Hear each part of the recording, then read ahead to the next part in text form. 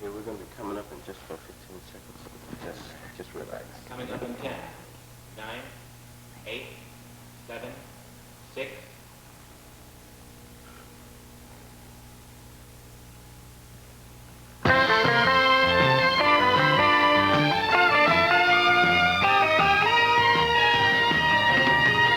Good afternoon, everyone, and welcome to this shortened edition of Mind and Body. The ball game is coming up shortly, so let's get right into things with our special guest, the lovely actress, Barbara Jenkins. Barbara, welcome. Thank you. Barbara, I'm sure most of our audience is familiar with you because of your numerous television roles as well as commercials. And I think that most people who are looking here may be surprised or at least notice a big change. That familiar face is a lot thinner than we're used to seeing. So the subject of today's show will be something that most people talk about. I think it's the most talked about subject in the country next to taxes, and that's dieting. Welcome, Barbara Jenkins. Thank you, Alan. It's nice to be here. Now, up until recently, we've known you as the cheerful, rather chubby woman who... Let's be honest about it, Alan. I was fat. Okay, fat. And don't be embarrassed about saying it. That's what I was. A fatty. Fat, fat, fat. Well, I guess most of us try not to use the word out of kindness to anyone who's... Fat. Yeah. Oh, I know you'd rather not say it. You'd rather say stout or portly or a little overweight. Or maybe mature. Well, that's one of the major problems facing anyone who's fat. Getting yourself to admit that you are fat, whether it's a few pounds or a few hundred pounds. Admitting it is something that takes a lot of courage for most people. As you said, I made a career out of being the cheerful fatty for a long time. Most of that time, I had myself convinced that I really was cheerful and happy. Well, you certainly fooled us, Barbara. Well, I'm an actress, remember. Yes, and an exceptionally good one, too. Now, what was it that really turned you around? Well, it was a combination of things, but in my case, I think vanity was the main reason in the beginning.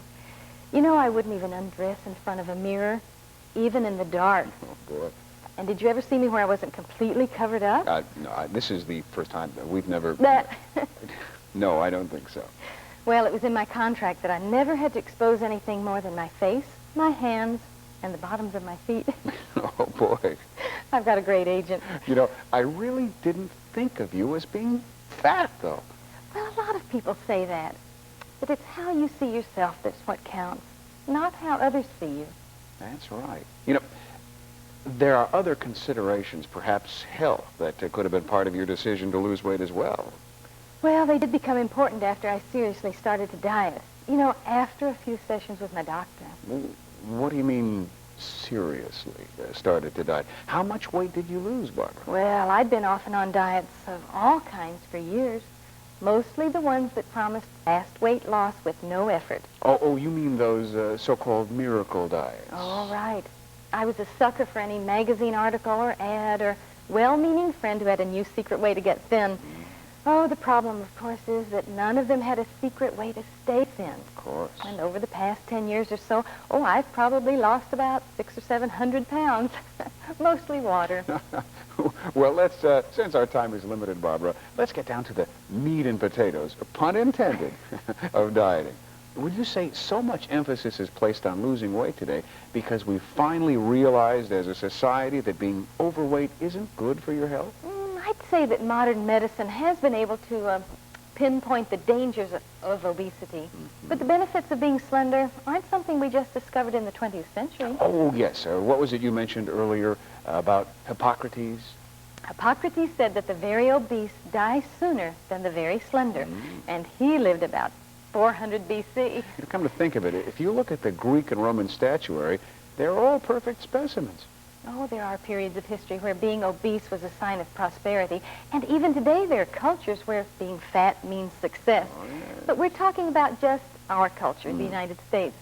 And with more than 50 million Americans lugging around excess baggage, well, that's a lot of potential health problems. You know, you keep using the word obese. I generally think of an obese person as one grossly overweight. You know, those people who can't find clothes to fit them. But I don't think that's what you mean, is it? No, obesity is used in this case when you mean being from 5 to 25% over the ideal body weight. where does this ideal weight come from? Well, weight tables insurance companies use have established certain standards, Mm-hmm. and obesity describes an excess of body fat.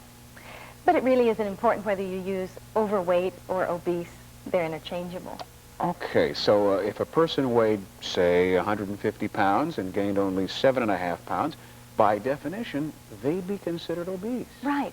They'd have the excess body fat. Okay, let's talk about the dangers of being overweight now.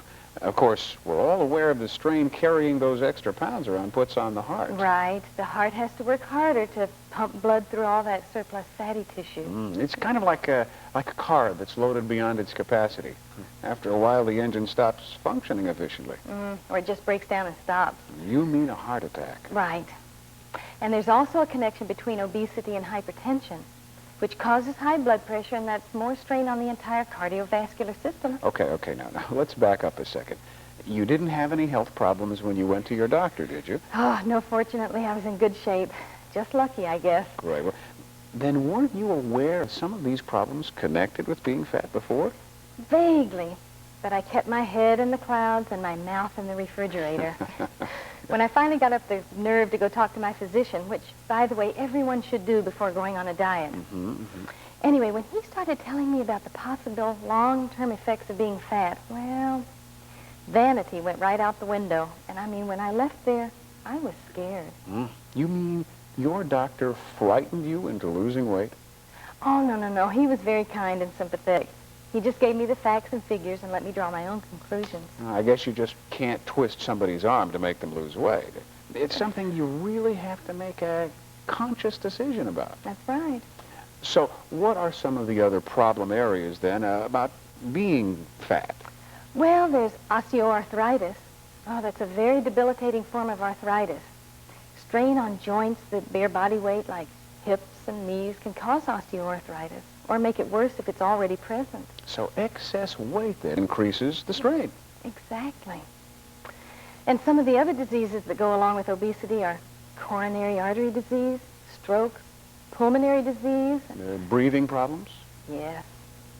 And kidney and liver diseases, hormonal imbalance, gallbladder trouble, and non-insulin dependent diabetics are also related to obesity. You know, to think that a gooey pizza or a gorgeous German chocolate cake can do all that to you, huh? Oh, well, one pizza or one chocolate cake isn't the problem, of course, Alan.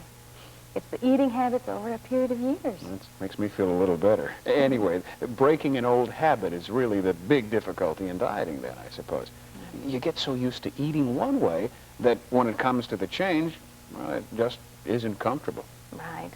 Oh, and there's one other thing I'd like to mention before we go on, and that's that your diet can affect you more than just having to do with your weight. Research is finding that there's a relationship between what you eat and what diseases you contract, even if you're not overweight. Oh, yes. I read something recently about diet connected to cancer. The National Academy of Sciences has a lot of studies which indicate that diet may be responsible for most of the cancer in men and women today. That old cliche, you are what you eat, well, I guess someone was right, perhaps. Oh, it seems to be more and more true the more we learn about what we put into our bodies. And speaking of that, isn't too much food the main reason for being overweight? Well, it's certainly a big factor, Alan. Food is fuel. And if you eat more than your body needs, then the body stores it for a rainy day in the form of fat. And of course, it never rains. The fat just it hangs around. And Right. Around your stomach and around your thighs and arms and your face. Yeah. Well, what are some of the other things that may influence your body weight then? Physical activity is an important one. The more active you are, the more fuel you burn up. And your body type and size has a lot to do with it. Oh, a big lumberjack weighing 200 pounds would obviously have to eat more than a 5-foot, 110-pound woman who works in an office. Well, thank goodness for me, yes. So, but again, like a car, then you take a 2-ton, 8-cylinder car, it will burn more gas than a 1,500-pound 4-cylinder compact, right? Sure, except that a lot of 4-cylinder people eat like they were feeding a garage full of garbage trucks. Now, metabolism is the process your body uses to digest the food and to store the fat. The higher your metabolic rate, the faster you burn the food and fat. Isn't the metabolic rate related to your age, your sex, or your physical activity? Oh, yes. See, women tend to have a higher rate than men. The rate decreases as you get older, and of course physical activity increases the metabolic rate.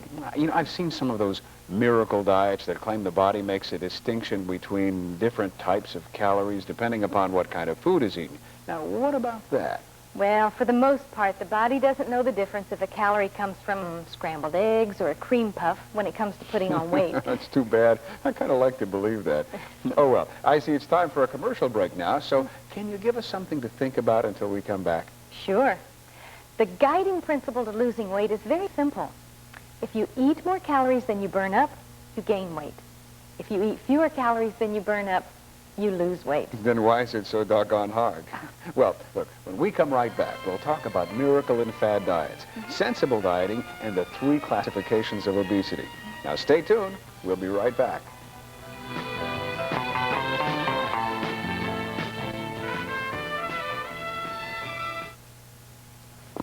Okay. St. Paul. Thank you.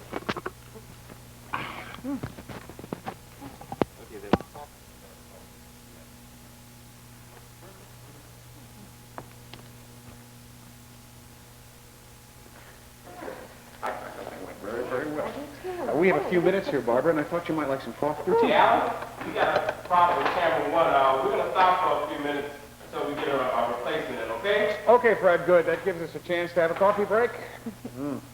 Okay, coffee or tea? Oh, a little herb tea? Oh, terrific. Some chamomile? Yes, thank you. Okay, some coffee for me. All right, this is delicious. You know, you've certainly opened our eyes to a lot of things about being fat.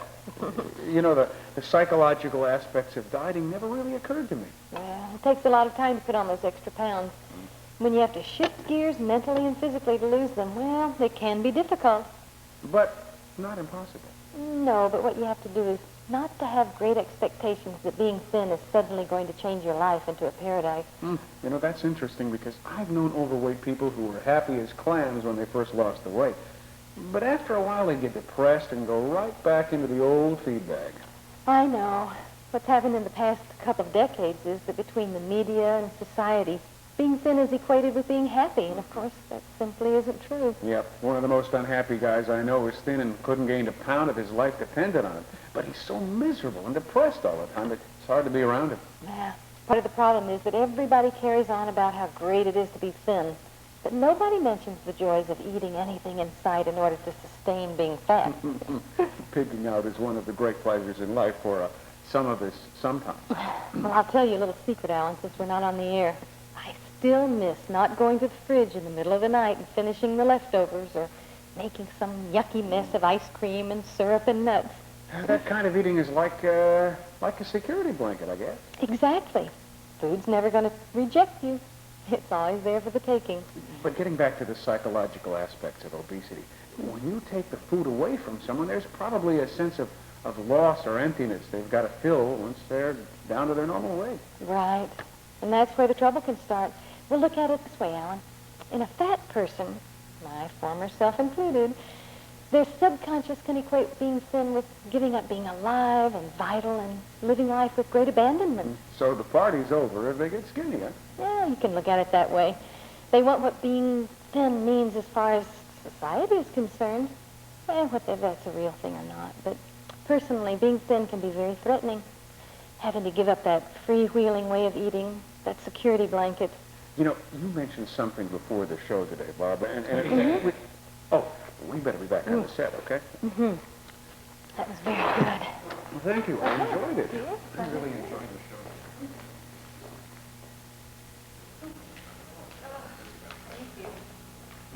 Thanks for the hot tea. Oh, you're welcome. You're welcome. Very Yes. It's very refreshing sometimes. Okay. How's that? Good. Thank you, Paul. Thank you. Okay. Thank you. You do this very well. Give me 10 seconds. Uh-oh. 9, Okay. 8, Here we go. 7, Ready? 6.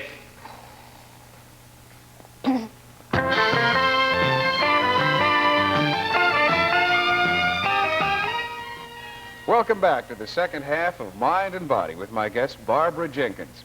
Now, Barbara, you mentioned before about 3 kinds of obesity. I always thought that fat was, well, fat. Well, it is, Alan, but here's what I mean. Before someone can be treated, in this case, someone who's overweight, you have to understand that the physical cause of the excess poundage. You mean it's not necessarily all due to overeating? The majority of the cases are because of the overeating. And those are the ones that we're talking about today, where the cure is simply to take in less food. Good, good. But just for a moment, what could the other causes of obesity be? Well, the second type of obesity is called endocrine obesity. And that means that the person has adrenal tumors or enlargement of the adrenal glands. How does this affect weight gain? Well, for some reason, people with the adrenal problem seem to absorb nourishment more quickly than most, and their weight increases on a very small amount of food. You know, it must be very discouraging for those people to go on diets. It can be. And unfortunately, they're usually addicted to the same types of things that make them gain the weight, the starches and the fats and the sugars. Puts them between a rock and a hard place, right? And the third type? Well, the third type is called toxic obesity. Overweight in this case is due to water and mucus retention in the lymphatic channels of the body. What exactly is it that causes the retention then? It's an allergy. See, what happens is this. The person is allergic to something. Oh, it could be fats or starches, chocolate, protein, or spices, or a lot of other things. Okay, but how does this cause the retention? Well, the liver and the kidneys are affected by whatever it is they're allergic to, and the poisons are sidetracked into the lymph tissues. You know, I have that kind of reaction whenever I eat anything with garlic in it, no matter how little. You think perhaps I'm allergic to garlic? I really don't know, Alan, but that's something you should check with your doctor. It certainly sounds like it's possible. I guess anyone with the adrenal or toxic problem should then talk to their doctor, too. Oh, right? that's right. Diagnosing your own condition can be very dangerous. By the way, I meant to ask you earlier, are you one of those former fatties who's not happy with being thin? Oh, I just love it, Alan. And I don't mean that just being thin made me happy all by itself. But I will tell you something. Thin makes it a lot easier to be happy when you can go into a store, pick out your size, and take it home without even trying it on because you know it's going to fit. Oh, the first time I did that, it was heaven. I'll bet it was. So you'll be doing some bathing parts for us soon. Oh, I hope so. Great. As they say, if you've got it, flaunt it. Well, I had too much to flaunt it before. Alan, while we're talking about this part of dieting, how someone looks, I'd like to go back to the social pressures we mentioned a few minutes ago. Sure, it's your show. You know, the medical pressures about being thin really don't have as much force on people as we think. Well, except maybe with somebody who's had an experience that threatened their life because of obesity. You believe that the social pressures are greater then? I really do. For instance, look at the heroes and heroines in movies and television. They're all slender, and fat people are generally cast as the villains or the comics. You're right. So the role model would be the slender male or female leads. I mean, who would want to be thought of as a bad guy or a fat buffoon? Yeah, that's it. And then there are the fashion models, especially the women. Now, the models are looked at as sort of a standard, but most women would find it impossible to stay as skinny as a fashion model, no matter how hard they tried. Yeah, a lot of them look like, well, skeletons. Not very appealing to me. Well, they do look good on camera to show off the clothes, but a lot of them really abuse their bodies nutritionally just to stay that way. An interesting thing has happened in the past couple of decades. Young adult women have actually started growing a little heavier, but the skinny ideal of models and actresses and so on has stayed the same. So since this pressure to lose weight from all sides, diets and diet books have skyrocketed into the public's attention. And millions of women go on the diets and buy the books and spend millions of dollars trying to look like what they think they should. That's right. Just one statistic, though, will point out what I mean. From 1958 to 1978, the number of diet articles has increased 73%. Now, what about all those breakthrough diet books I see advertised? It seems to me that if some sort of diet really was a breakthrough or a miracle, there wouldn't be a dozen more on the market right after it. Well, that's the point. Just when somebody who's dieting is about to say, forget it with the old diet, a new one comes along and they do it all over again. buying the book, giving it a try. Well, why do you suppose it is that people keep after that ideal look? Does it have a lot to do with the medical reasons for being thin? Well, I'd say no. You know, for most people, I think health benefits are secondary. They just want to be attractive. To the opposite sex. Well, that's a lot of it, of course, but being physically attractive is socially a good thing. It's the first impression that counts for a lot of people in our society, and it sort of gives you an advantage in a lot of situations. But a good-looking, slender figure doesn't necessarily mean that there's a great personality to go along with it. Of course not. But most people make judgments based on the physical appearance. You know, they equate the positive things in one area with the positive things in the other areas. So being thin is sort of like putting honey out to catch the bear, like bait. Well, I don't mean to say that it's the only reason, Alan, but, you know, it certainly has a lot to do with what's going on in our world today. Hopefully more and more people will realize that being at their normal weight is good for more than just looking great in public or attracting the opposite sex. That would be marvelous, and I think it's going that way. I've just been notified by our distinguished floor manager that we've got to move along. So let's talk for a little bit about the miracle and fad diets we mentioned. As you said, you had some experience with them? Oh, yes. Pills, creams, tablets, liquids, starch blockers, oh, you name it. I've tried it. You're talking about those over-the-counter sort of things then, right? Yes, and a matter of fact, oh, I just got an ad for another medical breakthrough just before I left the studio today. This would come under the same category, I suppose, except that you can buy it only through the mail. Yes, which probably means it hasn't been tested. Let's see. Doctor's Breakthrough. Weight loss without dieting. Bypasses dieting and attacks fat directly. Never diet again. Cure for fat. All sounds too good to be true. It is too good to be true. What about this letter from a doctor? We'll read the fine print. See, he's a PhD, not an MD. And he also cops out by saying that although the jury is still out on this particular substance, it could be something that changes people's lives without actually dieting. That's pretty weak support to me. And pretty dangerous support. What about those over-the-counter diet aids? Have they been approved by the FDA? Let's talk about that. You know, there is one drug, PPA, that the Food and Drug Administration has approved as an appetite suppressant. But it was originally approved for use as a nasal decongestant. Well, that's really bizarre. Well, the FDA has requested more evidence before it reaches a final conclusion. But in the meantime, PPA is being used in the majority of weight control substances. I've heard about side effects from some of these diet aids. PPA can cause hypertension, high blood pressure, even in young, healthy adults when it's, you know, used within the recommended dosage.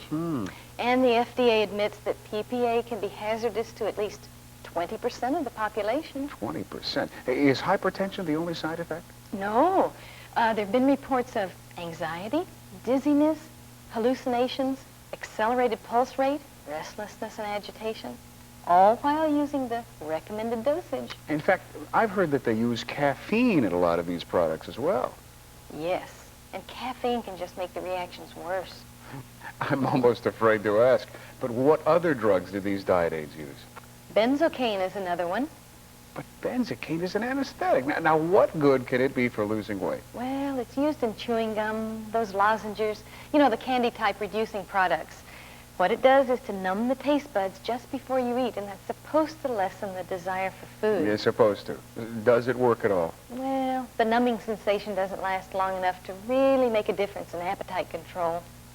Besides, appetite control is a small part of a weight control plan. Small? How do you mean? Well, overeating has more to do with appearance and the role of food than it does, you know, with the appetite. I see. Do you have any other scary tidbits to give us before we move on? Well, I don't mean to scare anybody. I just want to make them aware of what's going on in the diet world. I mean, there's a drug called aspartame, which is fairly new. A doctor's board of inquiry recommended that no products containing aspartame be marketed until its association with brain cancer could be resolved.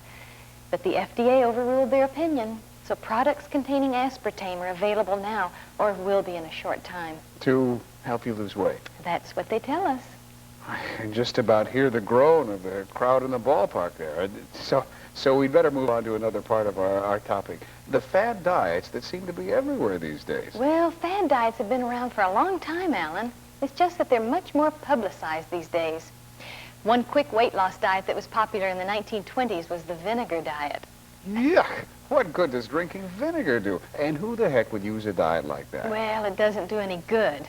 But it does cause weight loss by overstimulating the thyroid and the adrenal glands. And as for who would use it, well, where are most diet ads and books and fad diets aimed? Towards women. Right. The vinegar diet makes you lose weight, but it also can cause tuberculosis and a number of less dangerous side effects. Ah, vanity thy name is, human beings.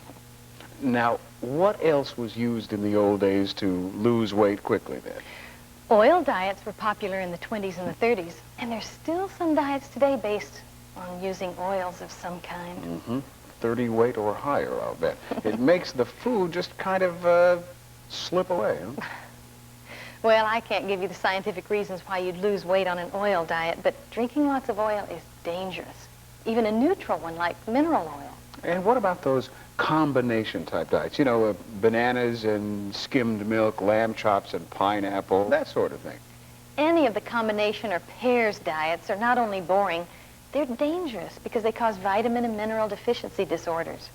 And don't forget the one food diets like the rice or potato or ice cream diets.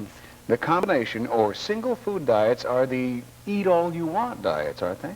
Yes, but feeling full doesn't mean you're getting all the nutrition you need. And what about the low-carbohydrate diets? They've been very, very big in the past few years. Well, restricting carbohydrates and eating all the protein and fat you want is just another dangerous way to lose weight. There's a quick water weight loss, but heavy protein intake is a strain on the kidneys, and there are a lot of other side effects, too. Oh. You need any help there? Oh, no. See, there's a quote about low carbohydrates that I wanted to give you, but I just can't remember it word for word, so pardon me while I read it. Sure. Sure. The American Medical Association Council on Foods and Nutrition did an evaluation of the low-carbohydrate diets, and this was their conclusion. If such diets are truly successful, then why do they fade into obscurity within a relatively short period, only to be resurrected some years later in slightly different guise? Moreover, despite the claims of universal and painless success for such diets, no nationwide decrease in obesity has been reported. Well, that seems to take care of that. Then there were the liquid protein diets a short while back. They also proved to be dangerous, didn't they? Absolutely. Low-calorie, long-term protein diets caused a number of deaths in this country, at least 50 that we know of, and 12 of these were women under a doctor's care. These women who had no previous health problems other than just being overweight. And that brings us to fasting. Those low-calorie, high-protein diets are kind of like a modified fast, aren't they? Yes, fasting is nothing new, of course. It's mentioned in the Bible dozens of times, and Hippocrates and Mark Twain both practiced limited fasting. Mark Twain, what an incredible guy. That guy. A lot of dieters eventually are forced to the conclusion that only way to lose weight is a drastic reduction in calories. And a lot of them experiment with fasting. But shouldn't that be done only under strict supervision? Oh, yes, it's always best to get expert advice before going on a fast, even for a day or two. Fasting does have its benefits, but it can be dangerous if it's not done properly. Well, we've covered a lot of ground here, Barbara. So what about a few words for sensible diets, if there are any? Oh, yes, they're sensible diets. But first of all, you have to realize that there aren't any miracles when it comes to taking off weight. Again, you're talking about those people who are just overeaters and not the ones with physiological malfunctions, of course. That's right, that's right. Look, the public has never been too thrilled about curtailing their eating habits just to lose weight. So it's really an uphill battle for most people. What you've really got to do is simply eat less. Exercise more, or both. So exercise is important then? Oh, sure. It burns up the calories. And by the way, calories do count. So no matter what anybody says, exercising regularly increases your metabolic rate. Do you have some sort of simple way to start? Well, look, a pound of fat represents about 3,500 calories. So if you set up a goal of reducing your caloric intake by 3,500 calories a week, you'll lose a pound a week, more or less. Okay, so 7 into 3,500? 5 times. Oh, okay. So if you reduce your intake by 500 calories a day, Or let's say 400 calories a day, then increase your physical activity to burn up the other 100, there's the 3,500 a week. now, is this a guaranteed 1 pounder a week weight loss? No, Alan, nothing's guaranteed. Losing weight isn't a smooth, constant process.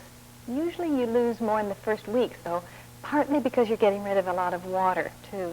So you might lose a few pounds and then level off for a while. Yes, And as I said, there aren't any miracles in losing weight, but a safe and sane approach is the only way to take it off and keep it off. And don't forget that a moderate increase in your physical activity can really be helpful in losing those extra pounds.